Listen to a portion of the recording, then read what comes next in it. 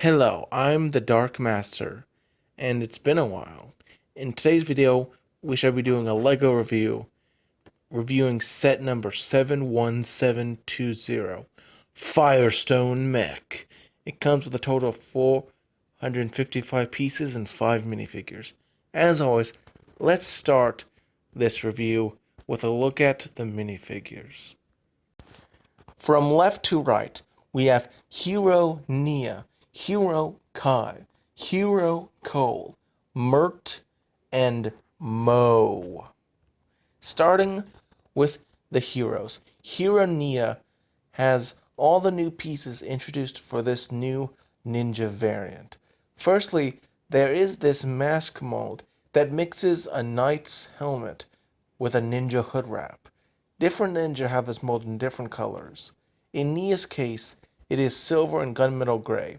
As a piece, I think it really looks good and portrays the hero look as well as contribute to the overall sort of Dungeons and Dragons-esque feel that this wave is going through. It also reminds me of Classical Castle. Really, though, it's not Nia's fault, it's really Jay's fault for taking the color blue. That really should be her color. I mean, lightning's more silverish than blue, if you really think about it. Removing the helmet, we see Nia's two-sided face she's had since Legacy. One side is a determined, serious face. The other is a more joyful smile. Both are fine and useful, even with the mask on. Going down from that, we see a new shouldered armor molded in silver. It's overall a really good piece, and again, sort of envisions the old style of Classic Castle. However, there is a slight flaw. You see, on the back there's a stud where you can attach a clip to hold either weapons or other items. Unfortunately, the ones in the set are gold, so those with a silver-dominated color palette like Nia, it just sticks out more. But it can easily be replaced with a silver clip piece. So it's really an easily fixed problem and not really that big of a deal. Speaking of weaponry, Nia wields a 3-part spear that consists of a brown rod, a lightsaber handle in gunmetal gray, and a gold spike. You can even build a second one out of the extra parts left behind after construction. Nia also gets a silver shield with a new Eastern Dragon-esque print. Looks pretty good. And I have to say, the spear itself is perfectly fine. There's not really that much to say about it, but it is decent enough and doesn't fall apart easy. As for the torso print, interestingly, it goes for this sort of polar knight-esque / Viking-esque appearance, where there are two different colors, that being the tan and the armor itself.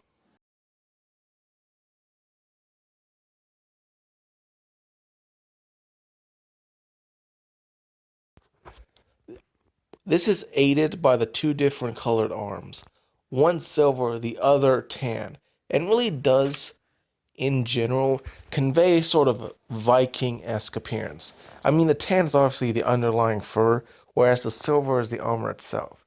The leg printing, in contrast, is not really all that impressive, and I can't really say much about it outside of that it does its job. Going to her brother Kai, he uses the hero hood molded in red and gold, which is a much brighter coloration and really sticks out more. The face beneath is fine with a serious scowl and a nervous smile. Nothing really new there, even the bandage is from the movie. He has the shoulder armor in gold, which means the clip better integrates itself into the figure and isn't as much of a sore thumb. The front of his torso is pretty weak. I know the chest plate is meant to be a lion, but when I see it, all I see is the ooh meme face. The back print is also pretty basic and is mostly covered up, so it's not really that big of a deal. His leg print is once again reused from the Legacy wave. Odd that that's remained pretty consistent over all these years. It's quite amazing, in fact. His shield is molded in gold and bears a Chinese lion design.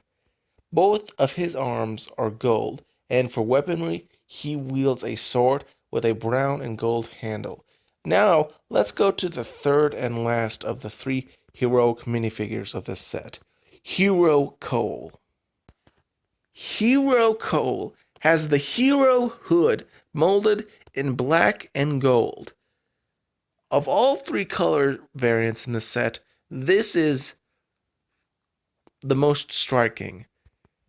The face beneath is two-sided. One is a smile, the other is a serious frown. Both are useful even with the hood on.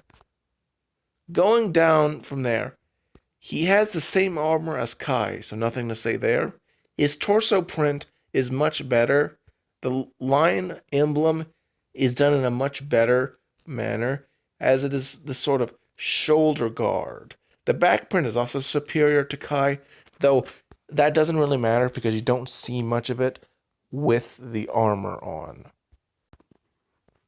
In terms of weaponry, Cole wields a great mace built out of two rocket pieces with the same handle as Nia's spear. Overall, a really solid figure. Now let's go over the villains of the set, starting with Mo. Mo, this World of Warcraft orc wannabe, is a perfectly average foot soldier. On his head, he has a ponytail, much like Ultraviolet, but with a brown stud instead of a purple one. The face print is pretty generic, being just an annoyed enemy face, and there is no alternative face, which is understandable considering that it wouldn't be covered up by the hairpiece. There are these interesting blue scale prints, though. Going down from that, his front torso print bears a stone necklace and a set of sweet abs that are well chiseled. The use of gray and olive green plus the sand green is fine, if a bit generic orc-esque design. The back print is more of the same with more gray scales. Nothing to say really. The leg prints are okay too, with a belt and armored pants. For weaponry, he wields a large dark-bladed sword. Overall, a pretty generic villain. Also, the official images lie, as these blue tattoos / scales are not that bright. Like, just look at this comparison between the official images and the actual minifigure. Very dishonest. The second villain of the set is Mert, who is pretty much the same as Mo, except for his weapon and the addition of the armor. Speaking of his armor, it is a nice recolor of Heavy Metal's armor in tan and brown. Recoloring enemy pieces is really rare, and I must applaud this recolor, as it has a completely different feel than the other piece, and thus would be quite a rare instance of where a mere recolor just drastically changes a piece's applicability. In this case, it looks more rocky / leathery, whereas the other one is obviously made of metal. His weapon is an axe, which does consist of a few pieces, but is overall just Overall, the set has pretty weak villains. Now, just to be clear here, when I say weak villains, I mean in comparison to some other villains in this series. It's not the worst villain. In fact, if I had to say anything, the race of orc creatures that serve as the bad guys for this wave, though only in the sets, they're sort of allies to the ninja in the TV show, but That's what Ninjago lore is for, and so I'm not going to get too in detail on this. They're kind of the opposite of the pack rats, because the pack rats were just garishly and poorly designed, and so I hated them. These, in contrast, are well designed, but they are also pretty generic overall. I think the other villains are far more interesting. It's kind of the contrast between these two. It's just very noticeable for me, as it is the difference between, well, do you do something new and it's terrible, or do you stick to a more traditional villain but maybe lose a bit in originality? That's a very interesting conversation to have. Now let's go over the pieces and build of the set. In terms of pieces, there's a good selection of weapons and various slope pieces, plus a useful CCBS piece used for the head. Kinda a shame that this great system has been reduced to such a vestigial state. Oh well, the print is good though. I wish there were more, like two. Also, I had to use the 3 pages to hold all these pieces. Also, there are these new, definitely interesting slope pieces with sort of a scale-like step appearance. And we'll see them later, but I also like them. They are notable. Let's go over the first little side build. Alright, so this little structure is the first build of the set and serves as a stand for one of the 2 collectibles of the wave, that being the Shadow Blade of Deliverance. Quite the spooky name. It's really a nice mold that really illustrates a sort of menacing aura. The dual mold of white and black is nice. The skull on the handle.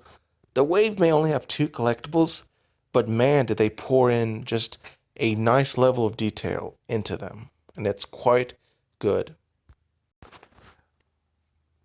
The stand that holds it is a simple construction, but it has some charm. It has a neat little green flame, so it's not completely generic. The orange is lava, and the clips allow the sword to stay in place, yet also easily be removed. But that's enough about that. Let's actually now cover the build you actually came here to see, the Firestone Mech. No, it's not based on the company. This asymmetrical mech is quite unique in its build. Starting with the feet, the right foot is constructed of dark gray and regular gray pieces, using these stony slope pieces for a highly textured appearance. The left foot is sleeker, with red and dark red smoother pieces. The ankles and black on the left should have been red or dark red to better go with the theme. The ones on the other side fit much better. The right leg is primarily gray, with more of these rock slope pieces, as well as the Nexo Knight shields, plus a perfectly fine sticker, giving a more rocky, distinctive look compared to the left leg, with its sleeker appearance, and uses, again, I say, smoother slopes. It also has 2 stickers, which are not as good as the right leg stickers, and can be easily left off, though, if you so desire. Both of the hips are the same, but the left one is black, much like the ankle, which I hate because it should have been red. The right ankle gets it right in that it's gray. It's just odd that the opportunity was missed. Going up to the torso, the half and half symmetry is messed up. The bottom is red, perfectly fine with that, though there are 3 stickers here, 2 of which did not need to be there. The side molding is fine. There is this large window piece for the chest. The flags also bear stickers that are perfectly fine, though again you don't really need to put them on to make the set look good. Unfortunately, the lower back of the torso, the legs, and the feet are all bare and horrid to look at. I mean, seriously, look at all these exposed studs and anti-studs. Luckily, that's not meant to be seen most of the time, and the upper half of the back is perfectly fine with the spinner piece. Inside the cockpit, the build is pretty basic with room for 2 minifigures and has 2 control pieces on either side. Now let's go to the arms. The right shoulder armor is much larger and hides a pair of golden daggers. The build of the upper arm is pretty basic with golden pyramid pieces. The shoulder can be moved up and down thanks to Technic pieces.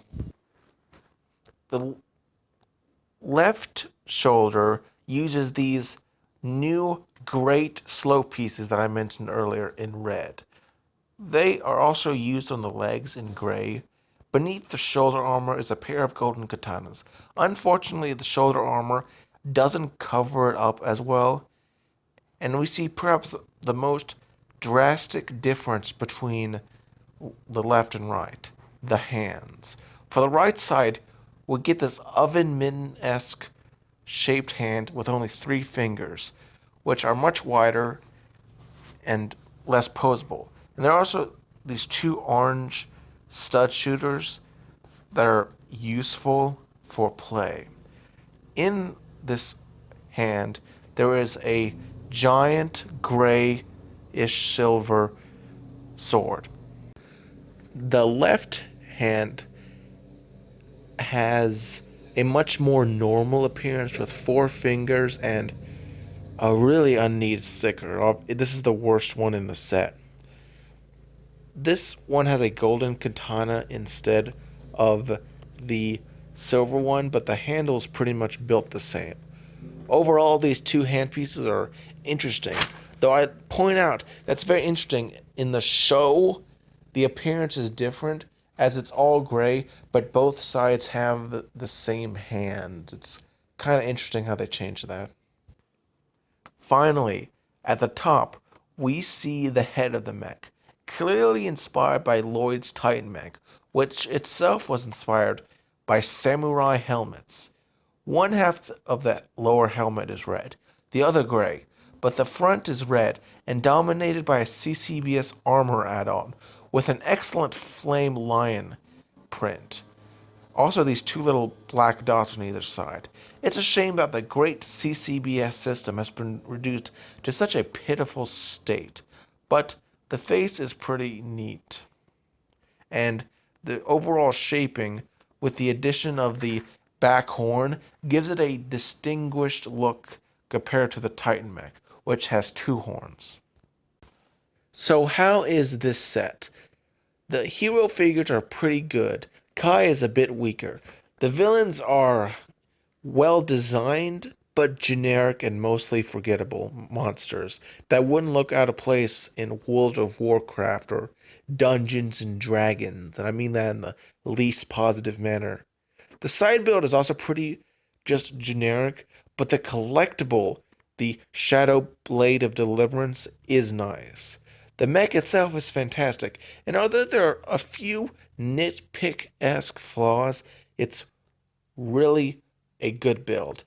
This set is worth buying, but if you're a little hesitant, wait for a price drop. And trust me, you will be happy with the product you buy. I'm the Dark Master, and I hope you enjoyed the video. Consider subscribing for more LEGO-related content. Not just reviews, but also lore analysis are on the way. And have a nice day.